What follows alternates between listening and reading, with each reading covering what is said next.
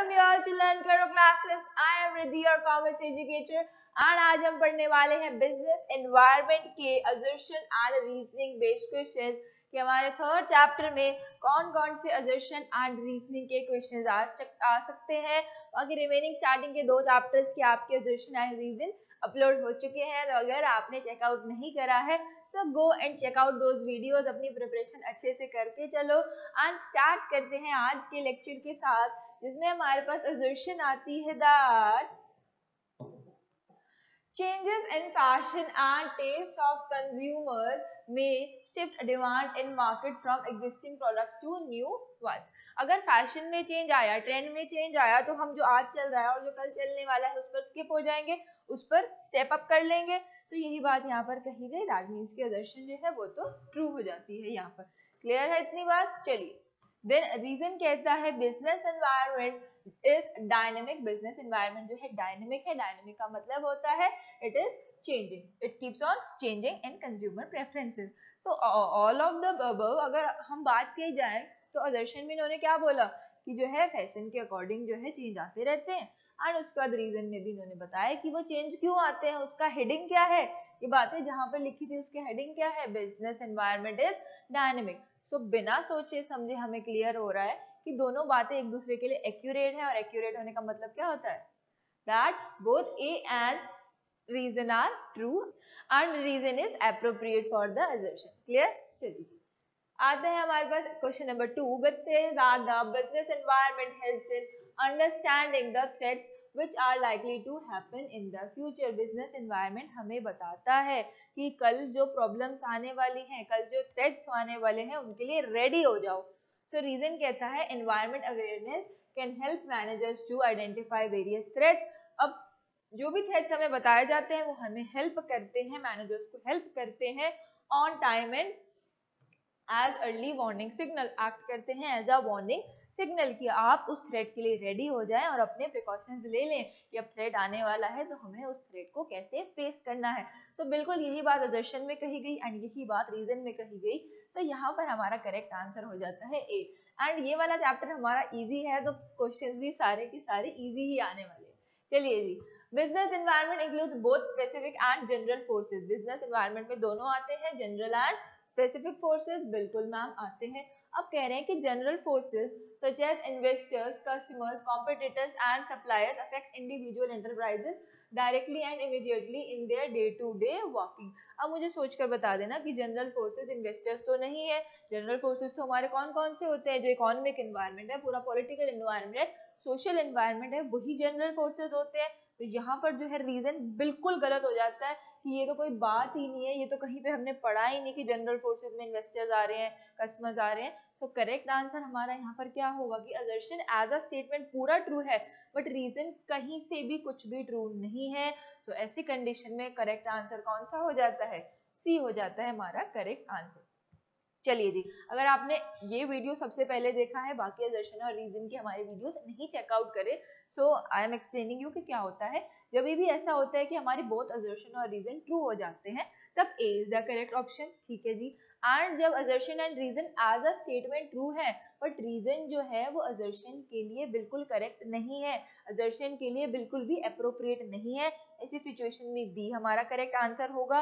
And जब assertion true है, पूरा का पूरा रीजन फॉल्स है, then C is the correct answer. और जब पूरा assertion एज अ स्टेटमेंट हर तरीके से फॉल्स हो जाता है और सिर्फ रीजन एक स्टेटमेंट की तरह ट्रू रहता है, then your D is the correct answer. समझ आया कि कैसे करने हैं assertion और रीजन के क्वेश्चन। चलिए जी, नेक्स्ट हमारे पास आता है interest rates, taxes, inflation, stock market indices, value of rupee, personal disposal income, unemployment rate etcetera are factors which affect the economic environment. बिल्कुल सही बात है, ये सारे इकोनॉमिक एनवायरनमेंट के फैक्टर्स है, कहीं से भी डाउट नहीं है कि इन्फ्लेशन आ गया, इंटरेस्ट रेट आ गए, टैक्सेस आ गए, ये तो जी इकोनॉमिक एनवायरनमेंट ही है। चलिए, the economic environment consist of an economic system, economic policy, economic conditions prevailing in the country. अब यहाँ पर यही तो बात हुई कि इकोनॉमिक सिस्टम्स में यही बातें आती हैं, इकोनॉमिक पॉलिसीज में भी यही बातें आती हैं, इकोनॉमिक कंडीशंस जैसे कि अनएम्प्लॉयमेंट हो गया, एम्प्लॉयमेंट हो गया, सो यहाँ पर वही आता है। सो बिल्कुल सही बात, जो assertion में एग्जाम्पल्स दिए गए और वही रीजंस में एज अ स्पेसिफिक नेम हमें बता दिया गया। सो करेक्ट आंसर क्या होगा? करेक्ट आंसर यहाँ पर ए है, that means both assertion and reason are true and reason is appropriate for the assertion. Clear हुआ इतना? चलिए let's come to your question number 5, which says that understanding of legal knowledge is prerequisite for the smooth functioning of business and industry. Legal knowledge को समझना बहुत जरूरी है एक company को चलाने के लिए, एक इंडस्ट्री को चलाने के लिए, एक बिजनेस को चलाने के लिए।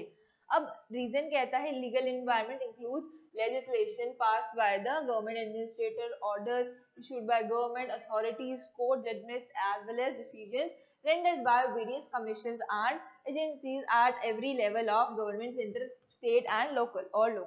So यहाँ पर क्या हुआ? यहाँ पर इन्होंने लीगल एनवायरनमेंट का पूरा डेफिनेशन हमें बता दिया, ठीक है ना, यहाँ पे पूरा डेफिनेशन हमें सुना दिया और असर्शन में वो कह रहा है कि ये लीगल जो है नॉलेज इसको समझना जरूरी है। अब ये जरूरी क्यों है? इसको समझना इंपॉर्टेंट इसलिए है, अगर हम नहीं समझेंगे तो हमारे ऊपर लीगल ऑब्लिगेशन लग जाएंगे और हम कोर्ट के चक्कर काटते रह जाएंगे। तो इसलिए यहाँ पे रीजन ये आना चाहिए था, डेफिनेशन नहीं बताना होता है रीजन में हमेशा। तो इसीलिए क्या हो जाता है इस कंडीशन में कि एज अ स्टेटमेंट तो रीजन ट्रू है, एज अ स्टेटमेंट तो रीजन ट्रू है, बट एक्चुअल में करेक्ट आंसर यहाँ पर हो जाता है B, which says that assertion and reason are true but reason is not correct explanation for assertion. Clear हुआ इतना? चलिए let's come to question number 6, which says that the shift in demand from propeller airplanes to jets and from typewriters to computers based word processors have all been responsible and creating new business.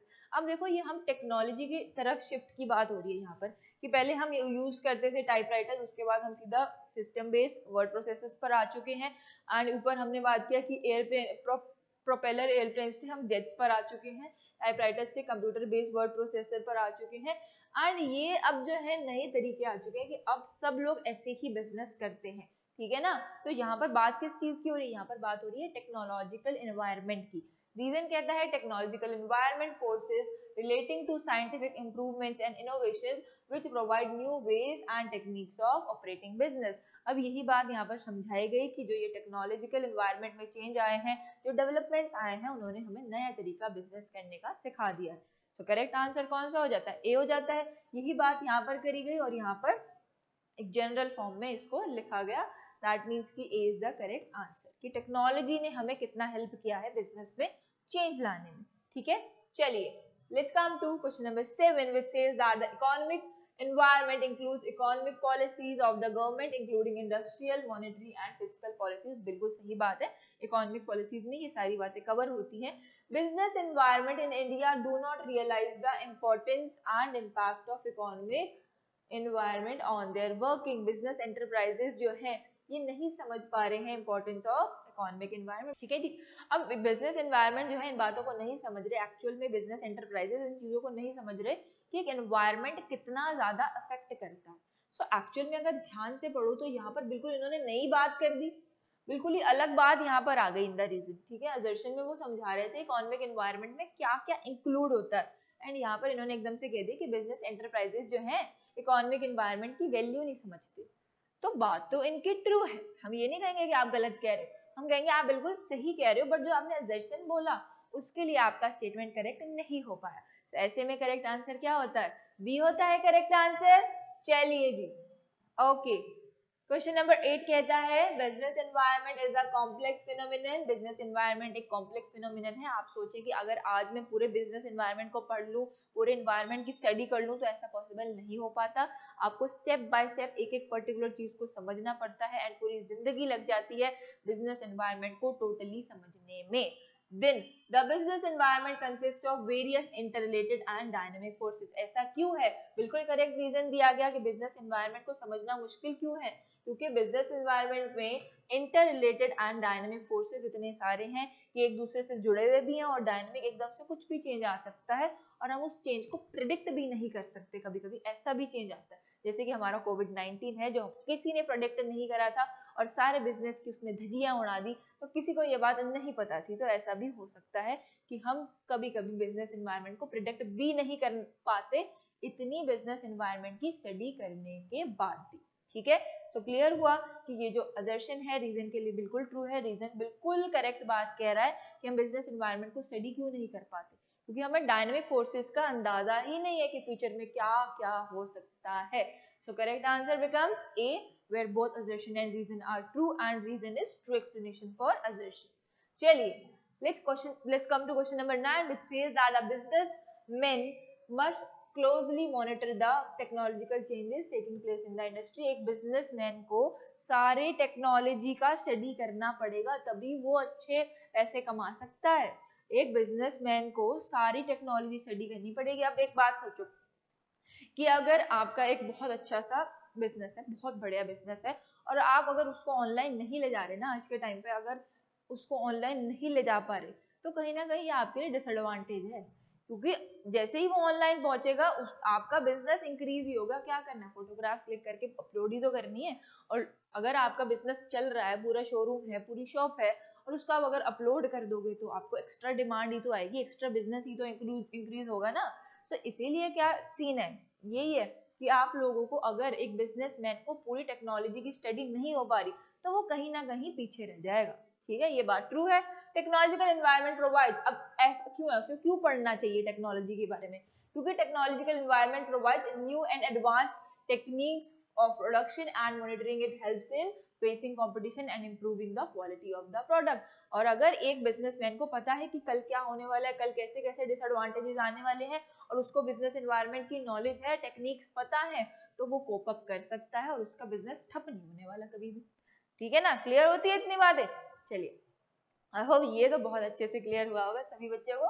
So correct answer कौन सा हो जाता है, बिल्कुल ए is the correct answer. बिल्कुल सही बात बताई कि टेक्नोलॉजिकल एनवायरनमेंट की नॉलेज क्यों जरूरी है एक बिजनेसमैन के लिए, इसीलिए इंपॉर्टेंट होती है।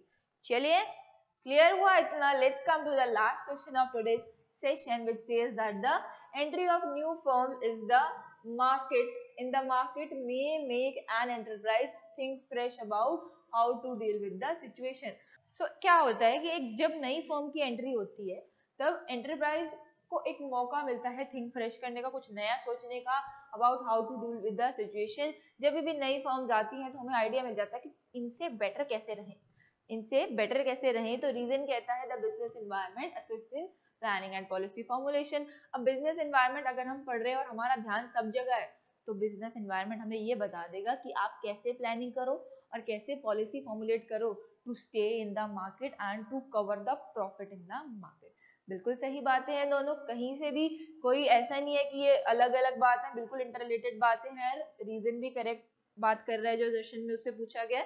सो करेक्ट आंसर हमारा ए हो जाता है, which says that both assertion and reason are true and reason is the complete explanation for assertion. Clear हुई इतनी बातें। चलिए, आई होप ये वाला चैप्टर की जो जितना भी रह गया था, जितना भी प्रॉब्लम रह गई थी, हर बच्चे को ये चैप्टर पूरा पूरा पूरा प्रिपेयर हो गया कि अब कहीं से भी क्वेश्चन आ जाए, कुछ भी बात आ जाए, हमें आता है। ठीक है ना, लाइव सेशंस में भी हमने थ्योरी, एमसीक्यू सब प्रिपेयर कर लिया था, एंड यहाँ पर हमने assertion एंड रीजन भी प्रिपेयर कर लिए, तो अब हमारी मिस्टेक नहीं हो सकती। ठीक है, चलिए, लर्नकर ऐप आप सभी डाउनलोड कर सकते हैं। मोस्ट इंपॉर्टेंटली फॉर दुनिया के बेस्ट नोट्स, अपने बेस्ट नोट्स के लिए आप लर्नकर ऐप डाउनलोड कर लीजिएगा and join us on Telegram, ताकि आपको सारी इन्फॉर्मेशन मिलती रहे कि इतनी इंपॉर्टेंट वीडियोस आ रही है और आप लोग उसका बेनिफिट नहीं ले पा रहे। सो टेलीग्राम ज्वाइन कर लो ताकि आपको इन्फॉर्मेशन मिल जाए। ठीक है जी, आज का सेशन एंड होता है यहाँ पर, and I will meet you in the next lecture with next important topic.